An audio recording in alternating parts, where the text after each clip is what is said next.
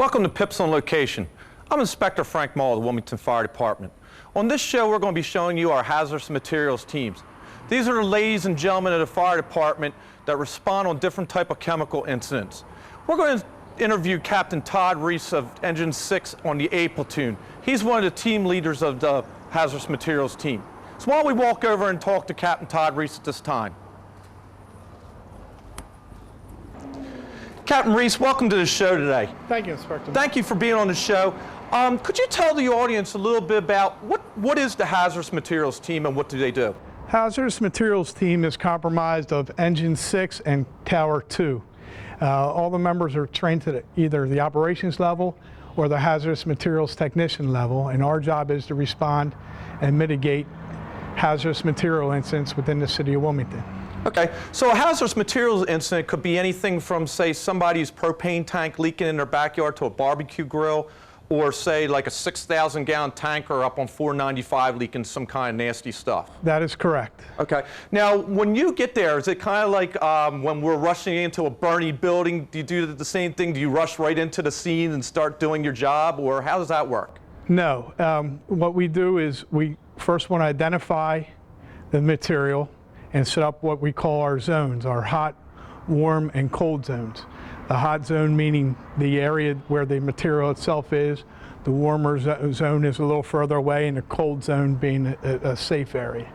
And we want to determine wind speed, wind direction, and some things about the chemical properties that are going to help us determine our tactics. Okay, so this part of the fire department is more scientific than the normal, like, everyday fighting a house fire then type of situation. Yes, it is. Okay. Now, what if, say, you get to a scene and you have people that are down at the scene?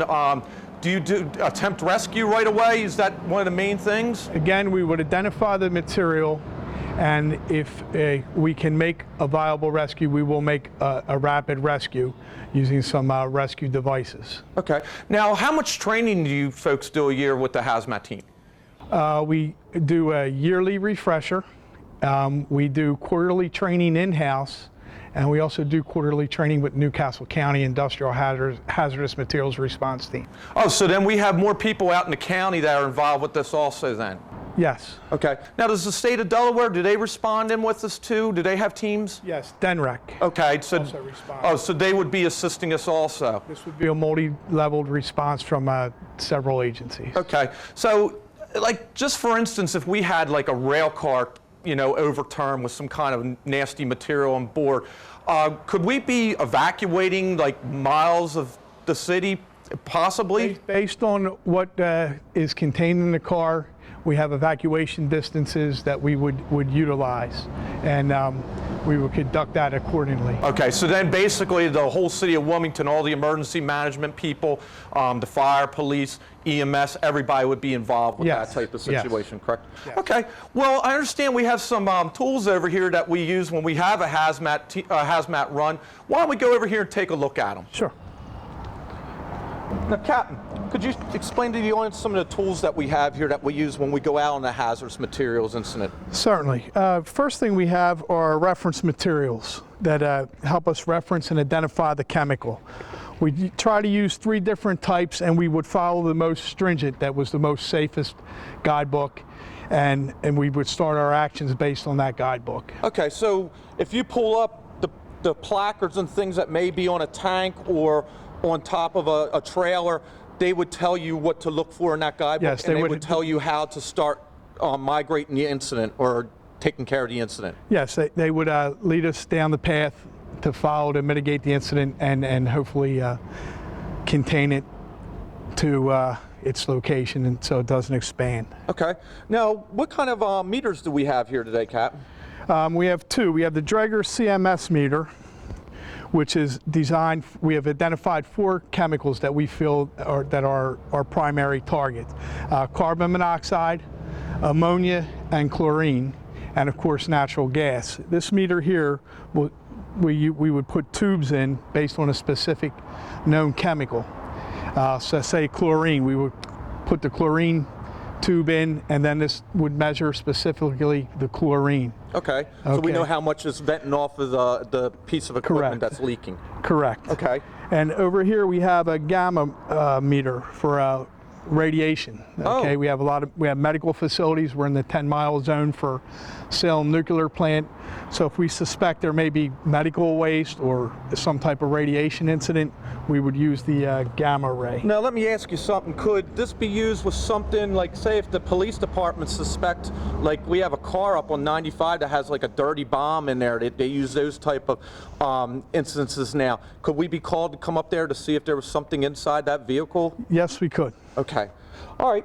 Now down here we have some more tools. Could you explain what we have here? Yes, with hazardous materials, of course, a lot of them are flammable, so we don't want to have any ignition source, so we use special tools. They're brass, non-sparking tools. Okay. Okay, so they're not your ordinary run-of-the-mill tools. They won't produce spark, and they're safe to operate in a hazardous materials incident and scene. Okay. Now I saw some things of the tools in here. You have plugs and things of that nature. Is that way, if you have like a tank that's leaking, you could go up there and start like controlling the leaking fluid or liquid coming from that? Yes, this is a basic plug-in, what they call plug-in patch kit. Contains wedges and dowels where we can place them in a barrel or a drum or a tank, where we can use putty to seal up the leak. And it also has different tools to secure the drum tops and openings of the drum. Okay. All right.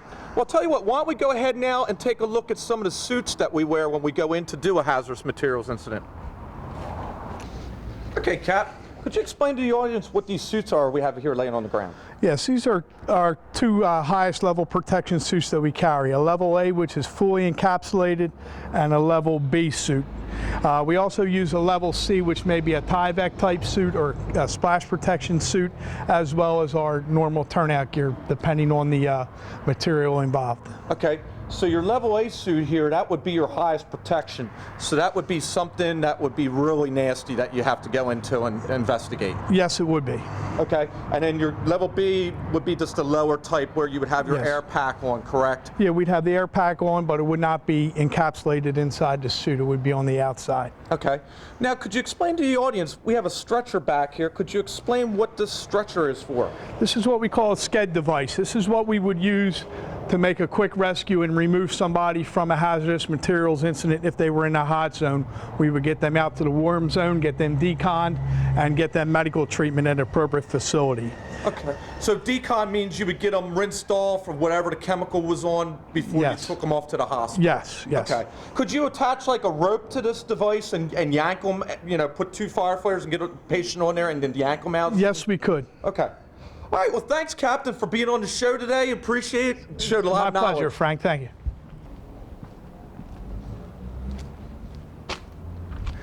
Thanks for watching. But before we leave, we remind our audience, with the summer months coming up, please check your barbecue grills to make sure they're working properly.